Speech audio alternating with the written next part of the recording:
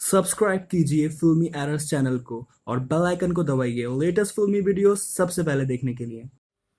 फिल्मी एरर्स की सभी वीडियोस एंटरटेनमेंट के लिए बनाई जाती हैं। हम किसी भी फिल्म को हेट नहीं करते हैं। आप सभी से गुजारिश है इन वीडियोस को ज़्यादा सीरियसली ना लें।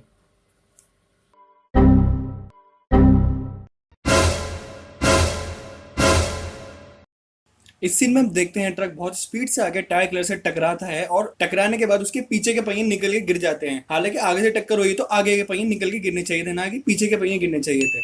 इस सीन में आयरन मैन होलोग्राम टेक्नोलॉजी से अपना पास क्रिएट करता है, पर जिन लेजर लाइट से ये होलोग्राम क्रिएट हो रहा है वो लेजर लाइट्स आयरन मैन के ऊपर भी दिखनी चाहिए थी, क्योंकि ये डिस्प्ले टेक्नोलॉजी नहीं है, इसमें रेस से होलोग्राम बनते हुए दिखाया गया है।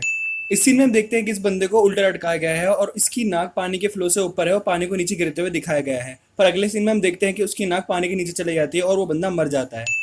इस सीन में हम देखते हैं कि ये बंदा फेक आइडेंटिटी का यूज करके इस हेडक्वार्टर में घुस जाता है। तो क्या इस हाईटेक हेडक्वार्टर की सिक्योरिटी इतनी टुच्ची थी कि ये बंदा एक फेक आइडेंटिटी यूज करके इस हेडक्वार्टर के अंदर घुस गया और आराम से बैठा हुआ है। इस सीन में हम देखते हैं कि ये बंदा अपने पार्सल को एक्टिवेट करके एक शॉक वेव निकालता है जो कि पूरे पावर हाउस को क्रैश कर देता है, जिससे पूरे शहर की लाइट चली जाती है। चलिए मान लेते हैं लाइट चली गई, तो क्या इनके हेडक्वार्टर में पावर बैकअप भी नहीं था कि कंप्यूटर्स एंड लैपटॉप्स भी बंद हो गए।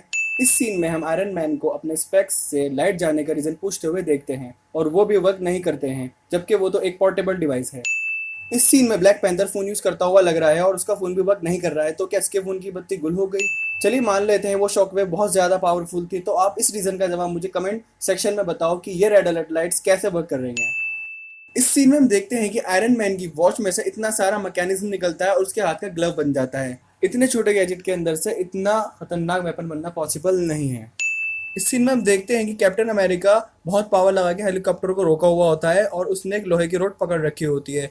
चलिए मान लेते हैं कि कैप्टन अमेरिका में इतनी पावर है कि उसने हेलीकॉप्टर को रोक रखा है, पर जितनी फोर्स लग रही है उस फोर्स के लगने के हिसाब से ये लोहे की रॉड निकल जानी चाहिए थी, जो कि नहीं निकली थी। इस सीन में हम देखते हैं कि हेलीकॉप्टर की टेल को ऐसे गिरते हुए दिखाया है, मगर इसको ऐसा गिरना चाहिए था। तो ये कॉर्नर पे कैसे पहुंच गई भाई। इस सीन में हम देखते हैं कि स्पाइडरमैन जाला छोड़कर कैप्टन अमेरिका की शील्ड खींच लेता है। आप देख सकते हैं किस जगह पर जाला छोड़ा गया है। और अगले सीन में हम देखते हैं जब स्पाइडरमैन कैप्टन अमेरिका की शील्ड लेकर लैंड करता है तो शील्ड के ऊपर जाला का निशान नहीं होता है और स्पाइडरमैन के मुताबिक उसका जाला कम से कम 20 मिनट के अंदर मेल्ट होता है। इस सीन में हम देखते हैं कि कैप्टन अमेरिका के हाथ जाले से बंधे हुए हैं और तीर से उसके हाथ खोल दिए जाते हैं। पर अगले सीन में हम देखते हैं कि जब आयरन मैन कैप्टन अमेरिका को शील्ड दे रहा होता है तो उसके हाथ बिल्कुल साफ होते हैं, उसके हाथों में जाला लगा हुआ भी नहीं होता है। इस सीन में हम देखते हैं कि जब स्पाइडरमैन इन दोनों को पटक के जाले से चिपका के चला जाता है तो इनमें से एक बंदे का एक हाथ खुला हुआ है। तो क्या ये अपने इस हाथ से दूसरा हाथ नहीं खोल सकता था और दूसरे बंदे को भी नहीं बचा सकता था। हो सकता है इन्हें लेटने में ज्यादा मजा आ रहा था। आगे चलते हुए सीन में हम देखते हैं कि स्पाइडरमैन कैप्टन अमेरिका के पैर पे और शील्ड पे जाला छोड़ता है और उसको खींचता है। और अगले सीन में हम देखते हैं कि कैप्टन अमेरिका की शील्ड पे और पैर पे कोई भी जाले का निशान नहीं होता है। हालांकि अगले सीन में हम देखते हैं कि स्पाइडरमैन कैप्टन अमेरिका की शील्ड छीनने के लिए दोबारा जाला छोड़ता है और कैप्टन अमेरिका उसका जाले को तोड़ देता है। तो इस सीन में कैप्टन अमेरिका की शील्ड पे जाले का निशान दिखाया गया है और अगले सीन में उसकी शील्ड पे जाले का निशान गायब हो जाता है। इस सीन में हम देखते हैं कि स्पाइडरमैन आयरन मैन के चेले को बचाने के लिए जाला छोड़ता है। वो जाला आयरन मैन के चेले की कमर की लेफ्ट साइड जाके चिपकता है। पर अगले सीन में हम देखते हैं कि वो जाला उस बंदे की कमर पे पूरी तरीके से चिपका हुआ होता है।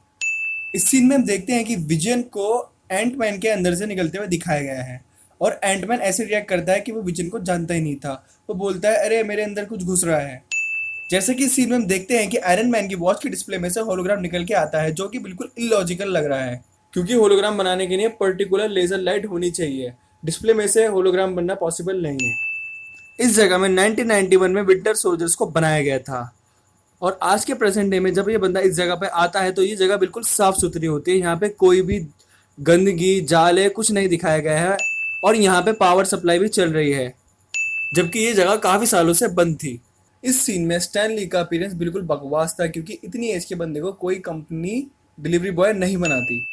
अगर आपको ये वीडियो पसंद आई है और इसकी मिस्टेक्स आपको जेन्युइन लगी तो प्लीज़ इस वीडियो को लाइक करें और शेयर करें और हमारे चैनल को ज़रूर सब्सक्राइब करें। अगर आप हमारे चैनल को सब्सक्राइब करेंगे तो हम आपके लिए जल्द से जल्द इससे भी और अच्छे से अच्छी वीडियो लेके आएंगे। और कमेंट करें आप किस फिल्म की PWW वीडियो बनवाना चाहते हैं।